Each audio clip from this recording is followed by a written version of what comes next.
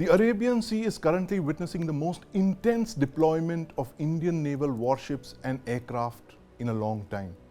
There are at least 10 frontline destroyers and frigates, which are called principal surface combatants. They're armed with guided missiles, guns, helicopters, and they carry marine commandos on board. Now, joining me to discuss this interesting state of play is Vice Admiral Anil Chava, former CNC Southern Naval Command. Admiral Chava, welcome back to the News9 Plus Show. Thank you very much, Sandeep. Good to be here. Admiral Chava, when is the last time we saw such an intense deployment of principal surface combatants, frigates and destroyers across the Arabian Sea? I think it's been a very long time, in fact, not in recent history. I think possibly during Operation Vijay, during the Kargil war was possibly the last time, and subsequently after that the Operation Parakram. I think these two, and I was part of the second deployment. So I think this is the probably almost after 20 years that we are having such an intense deployment of Indian naval warships in the Red Sea in particular. Absolutely. And Admiral Chava, I mean, I recall in our previous meetings, you used to always tell us about this importance of the sea lanes of communication. But I guess it's only when the drones and the guided missiles start flying around that you realize the importance of, a tank of petrol in your car, or, your export, your trade. Tell us why the Arabian Sea is so critical for India, why it's the lifeline for India's economy. There are a number of reasons, Sandeep. Firstly, of course, as you rightly mentioned, oil and gas. More than 60% of our oil and gas requirements, though 2023 has been an exceptional year because of the Ukraine war, when we shifted a lot of supplies to Russia, and so they came in from the east. But I think that is temporary because the Persian Gulf and the Red Sea routes are much closer. So principally, the importance of this is firstly, of course, for the oil and gas supplies. 60%, as I mentioned, come from here. The second part is that we have a huge diaspora in the Middle East, and that diaspora is critical for our foreign remittances to maintain a balance of payments. Thirdly, of course, our exports and imports, particularly to Europe, and I would say West Africa and the east coast of the USA, they traverse through this route, which comprise almost 50% of our entire trade. And of course, for many other reasons in terms of keeping the seas around us peaceful, to ensuring that we do play a predominant role in the northern Indian Ocean region. This region is critical for us. Absolutely, as you mentioned, and there's a think tank report which says that there could be a loss of something like $30 billion to the Indian economy based on these disturbances in and around the Red Sea and the Gulf of Aden. But Admiral Chava, the Indian Navy is one of the best such forces in the world. It's one of the top navies in the world, and it learns from every engagement, every operation, every deployment. What are the lessons that the men in white would take from the men and women, I must correct myself, men and women in white, from this deployment, which is not that old, it's about a month or so, but what are the lessons that you've learned from this new phase of war that we are seeing in the Arabian Sea? I think these are a continuation of the lessons, as I mentioned last time. Also from 2008 onwards, we have been witnessing the increase in deployments, firstly because of piracy. Yes. Subsequently, a couple of years ago, because of the disturbances that happened in the Persian Gulf, particularly the Strait of Hormuz, and now, of course, the fallout of the Israeli-Palestine conflict, that is the Houthis carrying out random attacks on merchant shipping. So the first lesson is that this region is, and I think we've been mentioning it in almost every policy paper and write-up, is perennially unstable, if I can put it that way.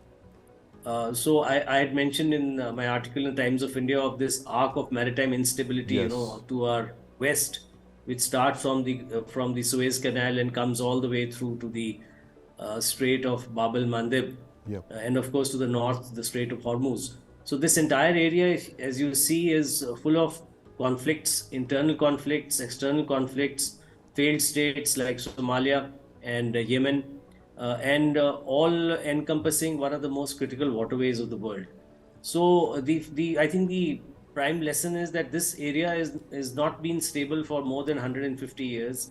It Right. will continue to be unstable in the future unless governance comes in on the landward side, because you see a huge amount of conflicts. Whether it's Right. with Ethiopia, Eritrea, South Sudan, and the Sudan, whether you see the internal conflict in Yemen, which is spilling over to Saudi Arabia, Yes. whether you see the Somalia, both the horns of Africa and the horns of Arabia are totally unsettled.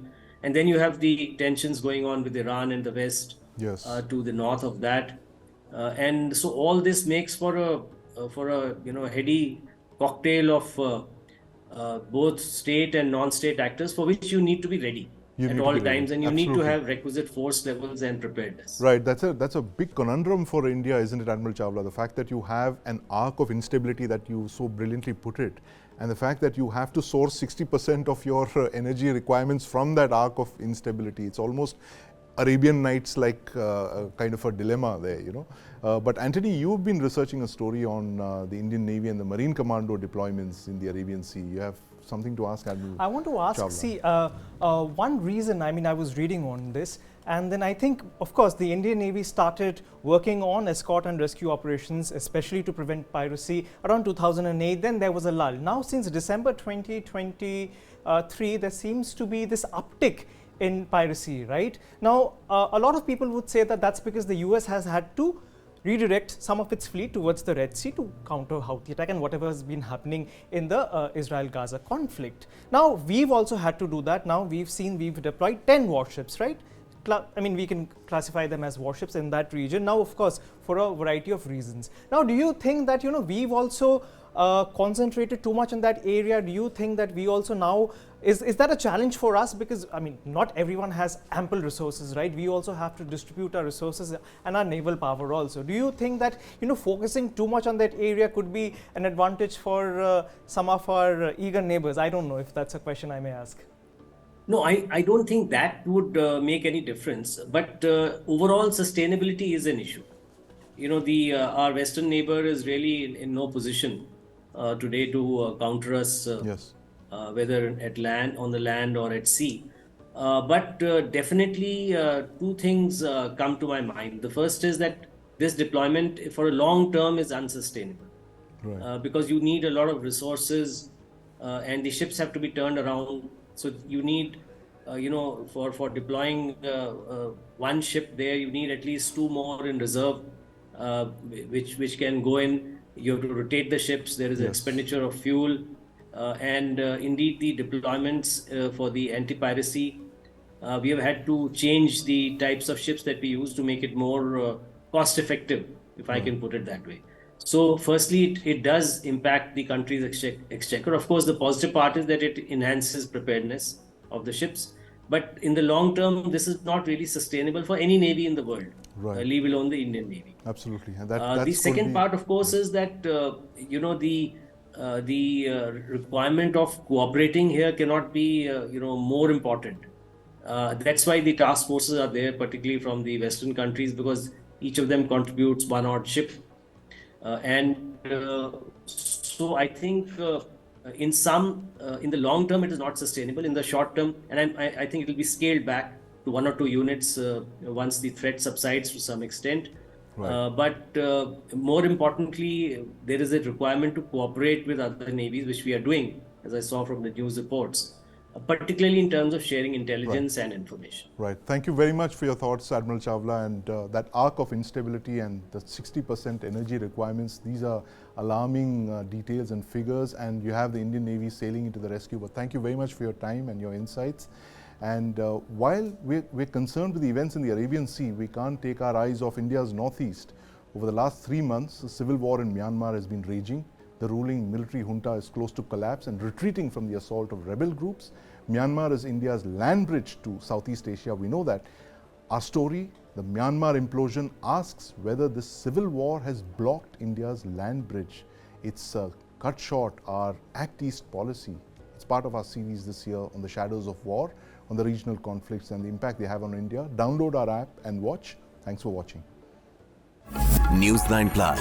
Download now.